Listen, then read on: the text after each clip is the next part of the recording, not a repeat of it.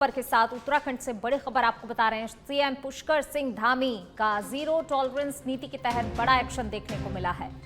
हरिद्वार जमीन घोटाले मामले में धामी सरकार की बड़ी कार्रवाई देखने को मिली है। 54 करोड़ के जमीन घोटाले में 2 आईएएस और 1 पीसीएस अफसर को सस्पेंड किया गया है और अब इस में विभागीय जांच होगी और दंडात्मक जांच होगी। सतर्कता विभाग को इस पूरे मामले की जांच सौंपी गई है। 15 करोड़ की जमीन को 54 करोड़ में खरीदे जाने का ये मामला और इस मामले को लेकर जो है अब एक्शन देखने को मिला है धामी सरकार का। तो वाकई ये गंभीर मामला और इसको तुरंत संज्ञान में लिया गया। सीएम ने तत्काल कार्रवाई के आदेश भी दे दिए हैं। इस मामले को लेकर 2 आईएएस और 1 पीसीएस अफसर को सस्पेंड भी कर दिया गया है। 15 करोड़ की जमीन को 54 करोड़ में बेचने का ये पूरा मामला है। चलिए बढ़ेंगे आगे। खबर देहरादून से है, जहां पर मुख्यमंत्री पुष्कर सिंह धामी की अध्यक्षता में शासकीय आवास पर प्रदेश के सभी जिलाधिकारियों के साथ वर्चुअल समीक्षा बैठक की गई। देहरादून जिलाधिकारी सविन बंसल ने बताया कि हर सोमवार मुख्यमंत्री की अध्यक्षता में प्रदेश के सभी जिलाधिकारियों के साथ वर्चुअल बैठक की जाती है। इस दौरान सभी जिलाधिकारी अपने अपने जिले से संबंधित विकास कार्य की रिपोर्ट को मुख्यमंत्री के समक्ष रखते हैं। बैठक में इस बार 4 धाम, आगामी मानसून, पेयजल संकट सहित कोरोना संक्रमित मामलों को लेकर विस्तार से चर्चा की गई। तो सीएम की अध्यक्षता में ये बैठक हुई है। जिलाधिकारियों ने अपने अपने जिलों के विकास कार्यों की रिपोर्ट सौंपी है। कई सारे ऐसे मुद्दे, चाहे 4 धाम की बात कर ली जाए, आगामी मानसून, पेयजल संकट, इन तमाम चीज़ों को लेकर इस बैठक में बातचीत हुई है। जिलाधिकारियों ने विकास कार्यों की रिपोर्ट सौंपी है और लगातार कोरोना के मामले भी देखिए सामने आ रहे हैं। जिस तरीके से कोरोना मामलों में इजाफा हो रहा है, तो उसको लेकर भी इस बैठक में चर्चा की गई है। सीएम धामी की अध्यक्षता में ये बैठक हुई और इस दौरान सभी जिलाधिकारियों ने अपने अपने जिले के विकास कार्यों की रिपोर्ट जो है सामने रखी। 4 धाम, आगामी मानसून, पेयजल संकट को लेकर चर्चा की गई। साथ ही जो कोरोना के मामले हैं, क्योंकि अब कोरोना का खतरा भी धीरे धीरे बढ़ रहा है और ऐसे में चिंता भी बढ़ गई है, इसको लेकर भी यहाँ पर इस बैठक में बातचीत की गई है। ऑनरेबल सीएम एवरी मंडे सारे डीएम्स के साथ पीसी होल्ड करते हैं। जो भी स्टेट के महत्वपूर्ण विषय होते हैं, प्रत्येक जिले से संबंधित जिले स्पेसिफिक विषय भी होते हैं, तो उन पर रिपोर्ट्स प्राप्त की जाती हैं और उस पर दिशा निर्देश माननीय मुख्यमंत्री जी द्वारा प्रदान किए जाते हैं। और वो सभी हमारे मुद्दे जनता से जुड़े होते हैं। जितने हमारी कैपिटल इन्वेस्टमेंट्स चल रही हैं, सोशल इन्वेस्टमेंट्स हैं, या जैसे सीज़न स्पेसिफिक कोई एक्टिविटीज़ चल रही हैं, जैसे आजकल 4 धाम, बरसात, हमारा पेयजल संकट जो अभी तक काफ़ी चरम सीमा पर था, लेकिन उसका जो रिस्पांस मैकेनिज़्म है वो जिलों ने क्या बनाया और उसका निराकरण हम किस प्रकार से कर रहे हैं। फॉरेस्ट फायर सीज़न ऑल्दो अब मिटिगेट हो गया है due to arrival of pre monsoon showers, लेकिन उससे पहले क्या मैकेनिज़्म था, वन पंचायतों को हमने कैसे स्ट्रेंथन किया, फॉरेस्ट डिपार्टमेंट के साथ कैसे कोऑर्डिनेट कर रहे थे ताकि उनको हेल्प मिले फॉरेस्ट फायर्स को डाउस करने में। तो इस तरह के हमारे तमाम विषय होते हैं जिस पर। और अब खबर देहरादून से है, जहां पर ग्राफिक एरा डीम्ड यूनिवर्सिटी में 12वां दीक्षांत समारोह का आयोजन किया गया। इस दीक्षांत समारोह में 3142 छात्र छात्राओं को उपाधियों से अलंकृत किया गया। आपको बता दें कि इस कार्यक्रम में मुख्यमंत्री पुष्कर सिंह धामी ने शिरकत की। कार्यक्रम के दौरान उन्होंने छात्र छात्राओं को संबोधित किया। आज का ये शानदार कार्यक्रम यहाँ पर आयोजित किया जा रहा है, ऐसे हमारे सभी छात्र छात्राएं, आने वाले समय के हमारे सभी कर्णधार, मीडिया के सभी मित्र, मैं सबसे पहले तो आज मंच पर विराजमान देश के सड़क एवं राजमार्ग मंत्री आदरणीय श्री नितिन गडकरी जी का देवभूमि उत्तराखंड आने पर उत्तराखंड की समस्त देवतुल्य जनता की ओर से आपका हृदय से स्वागत करता हूं, आपका अभिनंदन करता हूं। आदरणीय गडकरी जी के निर्देशन में देश भर में आज जो express way, green corridor, logistic hub और विश्व स्तरीय सड़कें विकसित हो रही हैं, वो नए भारत की पहचान है।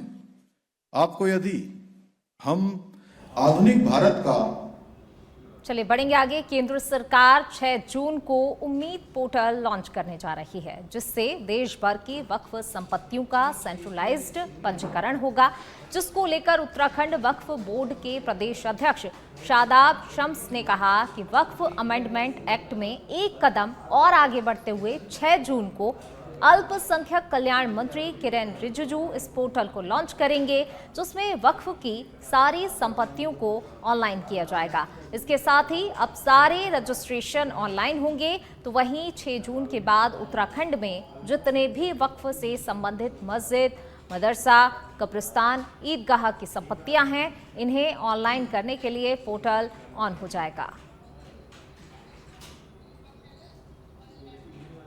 तो केंद्र सरकार 6 जून को उम्मीद पोर्टल लॉन्च करने जा रही है और अब इसके बाद इस पोर्टल के लॉन्च होने के बाद वक्फ संपत्तियों का जो ऑनलाइन ब्यौरा है वो मिल जाएगा। वक्फ की सारी संपत्तियों को ऑनलाइन किया जाएगा। केंद्र सरकार 6 जून को उम्मीद पोर्टल लॉन्च करेगी। वक्फ संपत्तियों का सेंट्रलाइज्ड पंजीकरण होगा और इसी के साथ जो है ये वक्फ की जो भी संपत्तियां हैं ऑनलाइन, अब सारी संपत्तियां ये ऑनलाइन हो जाएंगी। तो देखिए 6 जून यानी कि अब से 2-3 दिन बाद इस पोर्टल को लॉन्च किया जाएगा और इसके बाद से वक्फ संपत्तियों का सेंट्रलाइज्ड पंजीकरण होगा। नया वक्फ अमेंडमेंट एक्ट उम्मीद जिस तरह से मोदी सरकार लेकर आई है, अब उसके एक कदम और आगे बढ़ते हुए 6 तारीख को देश के केंद्रीय मंत्री, अल्पसंख्यक कल्याण मंत्री आदरणीय किरेन रिजिजू उस पोर्टल का उद्घाटन करने जा रहे हैं, जिसमें सारी संपत्तियों को वक्फ की ऑनलाइन किया जाएगा। अब सारे रजिस्ट्रेशन ऑनलाइन होंगे और मैं ये कह सकता हूं कि 6 तारीख के बाद तमाम जितने भी उत्तराखंड में वक्फ से संबंधित मस्जिद, मदरसा, कब्रिस्तान, ईदगाह, जो संपत्तियां हैं, करबला, इन तमाम संपत्तियों को ऑनलाइन करने के लिए पोर्टल ऑन हो जाएगा।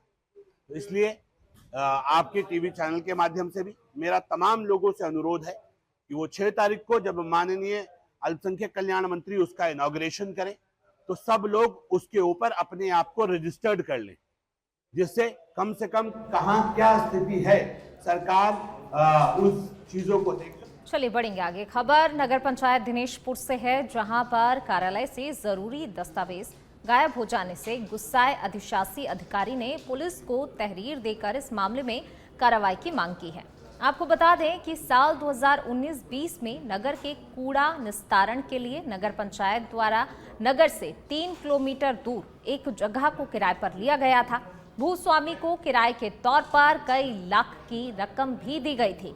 इस मामले को लेकर नगर निवासी एक व्यक्ति ने कुमाऊं कमिश्नर कार्यालय में शिकायत दर्ज कराई, जिसके बाद वर्तमान अधिशासी अधिकारी दीपक शर्मा ने जब नगर पंचायत में तैनात कर्मचारियों से उक्त मामले की फाइल मांगी तो पता चला कि फाइल गायब है, जिसके बाद अधिशासी अधिकारी ने अज्ञात के खिलाफ तहरीर देकर इस मामले में कार्रवाई की मांग की है। 15 मई को माननीय कमिश्नर साहब के यहाँ से हमारे पास एक व्हाट्सएप मिला था, जिसमें श्री रंजीत मलिक द्वारा शिकायत की गई है कि वित्तीय वर्ष 19-20 में किराए पर जमीन लेने के लिए घोटाला किया गया है। इस तरह की शिकायत की गई थी, जिसको लिए कमिश्नर साहब ने सुनवाई के लिए हमें 17 तारीख को बुलाया गया था। मेरे द्वारा उक्त फाइल को संज्ञान के लिए कर्मचारियों से फाइल को मांगा गया तो उनके द्वारा अवगत कराया गया कि फाइल कार्यालय में मिसिंग, जिसकी मेरे द्वारा काफ़ी ढूंढने के बाद कर्मचारियों के FIR करा दी गई है पुलिस में और उस पर जाँच जारी है। इसकी जांच पुलिस अपने स्तर से कर रही है। तो सुनने में तो यही आया है कि उस समय जो है स्वर्गीय प्रकाश रंजन जी जो है कार्य देखते थे और उन्हीं के द्वारा सारे कार्य संपादित किए। केंद्र की मोदी सरकार के 11 साल पूरे होने पर भाजपा प्रदेश में 5 जून को एक बड़ा कार्यक्रम का आयोजन करने जा रही है। इसी को लेकर भाजपा प्रदेश प्रवक्ता हनी पाठक ने कहा कि 5 जून को 11 साल बेमिसाल के तहत कार्यक्रम का आयोजन किया जाएगा। उन्होंने कहा कि ये कार्यक्रम 25 जून तक चलाया जाएगा। हनी पाठक ने कहा कि ये कार्यक्रम 11 साल बनाम 60 साल है। जो काम 60 सालों में नहीं हुआ वो काम 11 सालों में किया गया है। वहीं कांग्रेस प्रवक्ता प्रतिमा सिंह ने कहा कि प्रधानमंत्री मोदी ने 11 साल में कौन से ऐसे कार्य किए हैं जो भाजपा जश्न मना रही है। देश में महंगाई, बेरोजगारी के अलावा मोदी सरकार ने जनता को क्या दिया है। देखिए, ये बहुत ही हर्ष का विषय है कि हमारे यशस्वी प्रधानमंत्री श्री नरेंद्र मोदी जी को पूरे 11 साल पूरे होने को हो रहे हैं कार्यकाल में। इसको लेकर पूरे भारतीय जनता पार्टी के कार्यकर्ता बहुत उत्साहित हैं और इसको हम लोग 11 साल बेमिसाल और 11 साल बनाम 60 साल इस रूप में मनाएंगे, क्योंकि इसके जरिए लोगों को पता होना चाहिए कि इस 11 साल में किस तरीके से बेमिसाल कार्य हुए हैं और 60 सालों में जो कार्य नहीं हो पाए थे वो भी कार्य इस 11 साल में हुए। इस भारतीय जनता पार्टी संगठन के दृष्टि से हम लोग इसमें जो प्रतियोगिता का आयोजन करेंगे, मंडल स्तर तक सभी प्रतियोगिता की जाएगी। 21 जून को हम लोग योग दिवस के रूप में भी मनाएंगे और लगातार जो 25 जून को हम लोग आपातकाल जो कांग्रेस के कार्यकाल के दौरान हुआ था उसके तहत भी कराया जाएगा। तो ये लगातार जो संगठन का कार्य। चलिए बढ़ेंगे आगे। राज्य में ग्राम पंचायतों का कार्यभार देख रहे प्रशासकों का कार्यकाल खत्म हो गया है। प्रशासकों के कार्यकाल के संबंध में अभी तक कोई भी अध्यादेश जारी न होने के कारण संवैधानिक संकट की स्थिति बन गई है। मुख्यमंत्री पुष्कर सिंह धामी का कहना है कि पंचायत चुनाव को लेकर सरकार पूर्ण रूप से तैयार है, तो वहीं दूसरी ओर विपक्षी दल पंचायत चुनाव न कराने को लेकर सरकार पर सवाल खड़े कर रहे हैं। कांग्रेस नेता सूर्यकांत धस्माना ने कहा कि सरकार बार बार पंचायत चुनाव से भाग रही है। उन्होंने आगे कहा कि भाजपा का बस चले तो प्रदेश में या फिर देश में एक भी चुनाव ना कराए।